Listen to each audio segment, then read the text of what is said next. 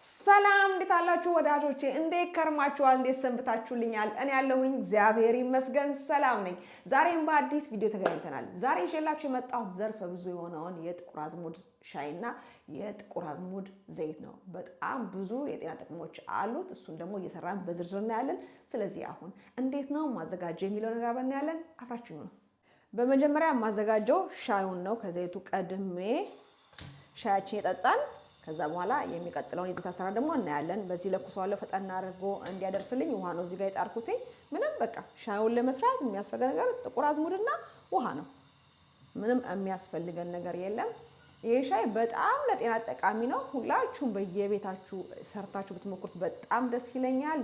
አሁን እየፈላ ነው። ሲፈላ ውሃው እንደዚህ በቂ ነው ብዬ የማስበውን ያህል ጥቁር አዝሙድ ወስድና አሸታ አረገውና ትንሽ ቃናው በደንብ እንዲወጣ እንደዚህ ጨምረዋለሁ።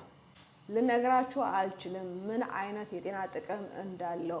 ዘርፈ ብዙ ጥቅም ያለው ግብአት ነው ጥቁር አዝሙድ እና ኖርማሊ ብዙ ሀርብሶች እንደዛ ብዙ ጥቅም ነው ያላቸው። ያው እኛ ሀገር ስለምናናንቅ ነው እንጂ ብንጠቀማቸው በጣም ቆንጆ ነው። መጥፎ የሚሆነው አብዝቶ መጠቀም፣ ምክንያቱም ዶዙን አናቀምና ይሄ በቃ ግግም ብሎ ከአንድ ነገር ጋር አላቀቀም የማለቱ ነገር እሱ ጤናም ላይ ችግር ሊያመጣ ይችላልና ሁሉ ነገር መጠን ያስፈልገዋል አይደለ? ችክማት የለብንም። ከዛ ጋዛችን እንደዚህ ፈቀቅ እናደርግና ሻያችንን እንቀዳለን።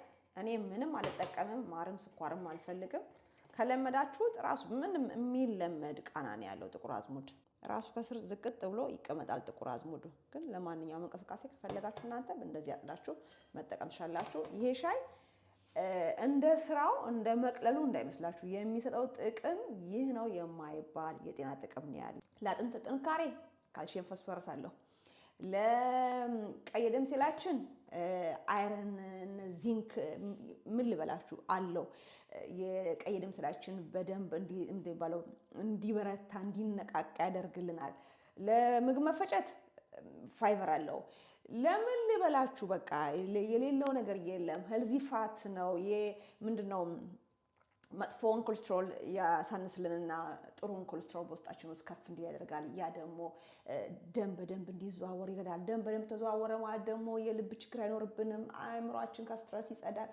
ምን ብዬ ልንገራችሁ፣ በአእምሯችን ውስጥ ደም በደንብ ሲዘዋወር ስትረስ አይኖረንም። ስትረስ የለንም ማለት ደግሞ የማስታወስ ችሎታችን ይጨምራል።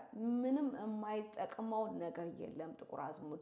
ሙስሊሞች በደንብ ይህንን ነገር ያውቁታል። በደንብ ትረዱኛላችሁ ብዬ አስባለሁ። ምስክርነታችሁን እናንተም ስጡ። ለምን ቁርአን ላይ የተጻፈ ነገር አለ፣ ከሞት በስተቀር ጥቁር አዝሙድ የማያድነው ነገር የለም ተብሎ የተጻፈው እና ያንን ደግሞ እናንተም በምታውቁት በተማራችሁት ብትጽፉልንና ብናቅኛም በጣም ደስ ይለናል። እንደነገርኳችሁ ሻያችን የጠጣን አሁን ደግሞ ዘይቱን እናዘጋጃለን። እንደዚህ ውሃ በብረት ድስት እንጥድና ከላይ በውሃው እንፋሎት ሊግል የሚችል ነገር ብረት ሊሆን ይችላል፣ እንደዚህ ብርጭቆ የሆነ ሳህን ሊሆን ይችላል። ግን እንፋሎቱ የማያበላሸው አይነት ቦል ከላይ እናደርግና ሙቀት እንዲያገኝ እናደርገዋለን ዘይቱን። በነገራችን ላይ ጥቁር አዝሙድ በራሱ ዘይት አለውና ማሽን ቢኖረን ጥቁር አዝሙድ በራሱ ማሽን ውስጥ ከተን ዘይት ማምረት እንችላለን። ግን ደግሞ እንደሱ አይነት ነገር ስለሌለን የምንጠቀምበት ማለት ነው በባህላዊ መንገድ ዘይት ብናወጣ ጥቁር አዝሙዱን ልጥልጥ እስከሚል ድረስ ፈጭተን ከዛ ውሃ አፍልተን ውስጥ ጨምረን የሚጠለውን ዘይት ብናወጣ ዘይቱ ለብዙ ጊዜ አይቆይም። ስለዚህ ዋናው ንጥረ ነገሩ ስለሆነ እኔ እናደርጋለሁ መሰላቸው የኮኮናት ኦይል ነው የምጠቀመው። እንደምታዩ ግሪክ ሀገር ያላችሁ ሰዎች ካላችሁ ኦላባዮ የሚለውን ኮልድ ፕረስ የሆነውን ነው የምጠቀመው። ስለዚህ እሱን እንደዚህ ሳህን ላይ የምፈልገው ያክል አደርጋለሁ።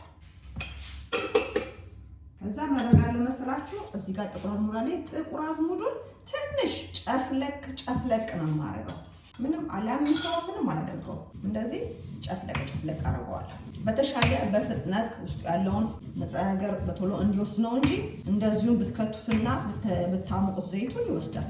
ከዛ እንደዚህ በማድረግ ጨፍለቅ ካረኩት በኋላ አይታችኋል 5-6 የሚሆን የሾርባ ማንኪያ የኮኮናት ኦይል ነው ያደረኩት። ከዛ በኋላ 1-2 ሾርባ ማንኪያ የሚሆን እንደዚህ ጥቁር አዝሙድ ጨምርበታለሁ። አብሮ በደንብ በሙቀቱ በደንብ ውስጥ ያለው ንጥረ ነገር እንዲወስድ አደርገዋለሁ ዘይቱ።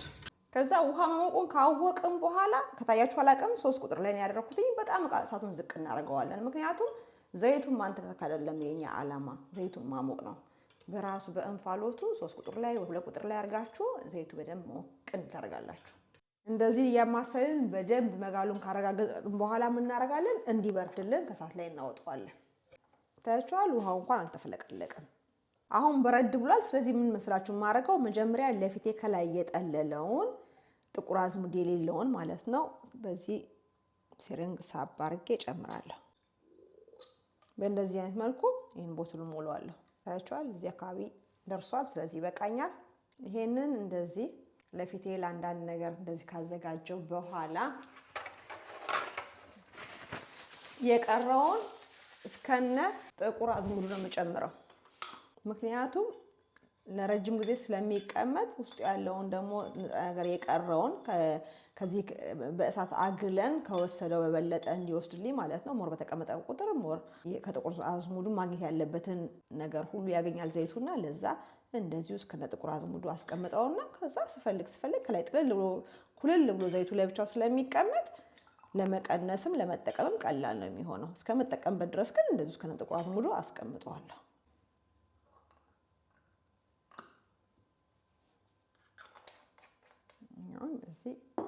ይሄ እንደዚህ እንዳለ አይቀመጥም፣ ጥልል ይላል። ከታች ዝቅጥ ይልና ጥቁር አዝሙዱ ይቀመጣል።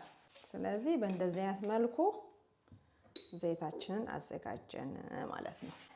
ይኸውላችሁ እንዴት መሳችሁ የምጠቀመው። ለምሳሌ እዚህ ጋር ሻይ ያለን ወይ ቡና ሊሆን ይችላል፣ ወተት የምትፈልጉት የምትጠጡት ነገር ላይ የሚበላም ነገር ላይ ሊሆን ይችላል፣ የሳህናችሁ ምግብ ላይም ሊሆን ይችላል። ምን እናደርጋለን መሰላችሁ? ይሄኛውን በእንደዚህ አይነት መልኩ እንደዚህ ወስደን የምንፈልገውን ያክል መጠን እንደዚህ ድሮፕ አድርገን የምንፈልገው ነገር ላይ በማድረግ መጠቀም እንችላለን ማለት ነው።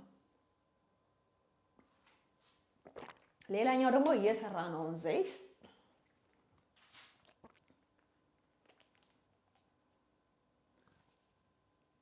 ለቆዳችን እንደዚህ አርገን አይቻል በእንደዚህ አይነት መልኩ ቆዳችንን ሞይስቸራይዝ ለማድረግ ልንጠቀምበት እንችላለን። በውስጡ ዚንክ፣ ኮፐር፣ ቫይታሚን ኤ ስላለው ቆዳችን እንዳይሰነጣጠቅና ሞይስቸራይዝ እንዲሆን ይረዳዋል ማለት ነው። በዚህ ላይ ደግሞ በፀሐይ የተቃጠለ ማዲያት ምናምን ካላችሁ አንቲ ኢንፍላማቶሪ ስለሆነ ማንኛውም አይነት ነገር በውስጣችን ያለን ቁስል የማዳን ችሎታ እንዳለ ሁሉ ከቆዳችን ላይም ተመሳሳይ አገልግሎት ነው የሚሰጠን። ከቆዳችን ላይ እንደዚህ መቃጠል ወይ ብጉር ሊሆን ይችላል፣ እንዲህ ሊቆስል ያሰበ ነገር ለፀጉር ለፎረፎር ራሱ ሊሆን ይችላል። እንደዚህ አይነት ነገር ላይ ብታደርጉበት ደግሞ ቁስልን የማምከን ጸባይ አለው። የደም ዝውውርን ያፋጥናል። የደም ዝውውር ደግሞ ከተፋጠነ ኦክሲጅን በቆዳችን ውስጥ እንደ ልቡ እንዲገባና እንዲወጣ ስለሚረዳ ጥሩ ቴክስቸር ያለው ቆዳ ይኖራልና ጥቁር አዝሙድ እንደነገርኳችሁ ከሞት በቀር ለብዙ ነገር መድኃኒትነት ነው ተብሎ ሙስሊሞች ተጽፏል ቁርአናችን ላይ ይላሉና በበለጠ ደግሞ እናንተ መታችሁ አስተያየት መስጫው ላይ ብትነግሩን በጣም ደስ ይለናል። በእንደዚህ አይነት መልኩ ብትፈልጉ ለቆዳችሁ ብትፈልጉ ደግሞ ለውስጥ ጤናችሁ ጥቁር አዝሙድ መጠቀም ትችላላችሁ። እኔ ሻይን ፉት እያልኩኝ እንግዲህ በዚህ ወሰናበታችኋለሁ። እንግዲህ ለዛሬ የነበረኝ ቪዲዮ ይሄን ይመስል ነበረ። አዲስ ሆናችሁ ደግሞ ቻናሌን ከወደዳችሁ ሰብስክራይብ ማድረጋችሁን እንዳትረሱ። የሰራሁትን ደግሞ ካደነቃችሁና ይጠቅማል ብላችሁ የምታስቡ ከሆነ ላይክ እያደረጋችሁ አበረታቱኝ ብያለሁኝ። በሌላ በቆንጆ ቪዲዮ ደግመን እስከምንገናኝ ሰላም ሁኑልኝ። ባይ ባይ።